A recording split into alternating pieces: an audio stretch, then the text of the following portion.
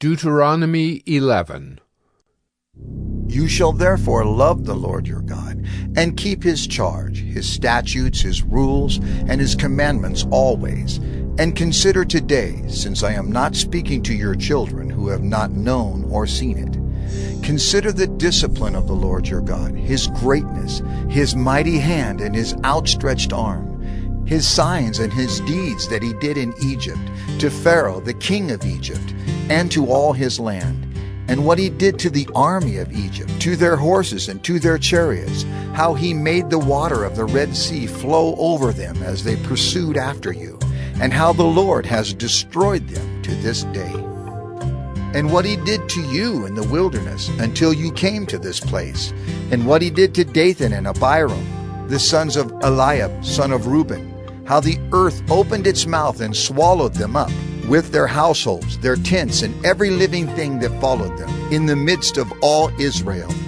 For your eyes have seen all the great work of the Lord that he did.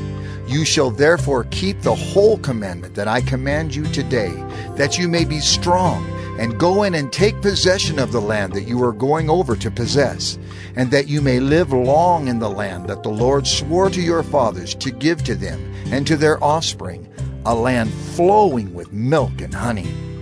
For the land that you are entering to take possession of it is not like the land of Egypt, from which you have come, where you sowed your seed and irrigated it like a garden of vegetables. But the land that you are going over to possess is a land of hills and valleys, which drinks water by the rain from heaven, a land that the Lord your God cares for. The eyes of the Lord your God are always upon it, from the beginning of the year to the end of the year.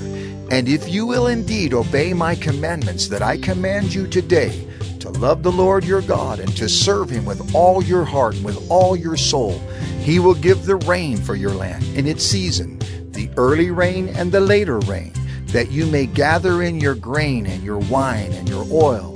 And he will give grass in your fields for your livestock, and you shall eat and be full. Take care lest your heart be deceived, and you turn aside and serve other gods and worship them. Then the anger of the Lord will be kindled against you, and he will shut up the heavens, so that there will be no rain, and the land will yield no fruit, and you will perish quickly off the good land that the Lord is giving you.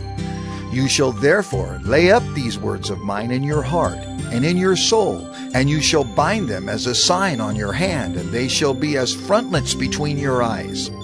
You shall teach them to your children, talking of them when you are sitting in your house, and when you are walking by the way, and when you lie down, and when you rise. You shall write them on the doorposts of your house and on your gates, that your days and the days of your children may be multiplied in the land that the Lord swore to your fathers to give them, as long as the heavens are above the earth. For if you will be careful to do all this commandment that I command you to do, loving the Lord your God, walking in all his ways, and holding fast to him, then the Lord will drive out all these nations before you, and you will dispossess nations greater and mightier than yourselves. Every place on which the sole of your foot treads shall be yours.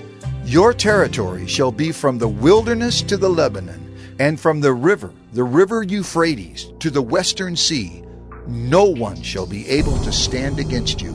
The Lord your God will lay the fear of you and the dread of you on all the land that you shall tread, as he promised you. See, I am setting before you today a blessing and a curse. The blessing, if you obey the commandments of the Lord your God, which I command you today. And the curse, if you do not obey the commandments of the Lord your God, but turn aside from the way that I am commanding you today, to go after other gods that you have not known. And when the Lord your God brings you into the land that you are entering to take possession of it, you shall set the blessing on Mount Gerizim, and the curse on Mount Ebal.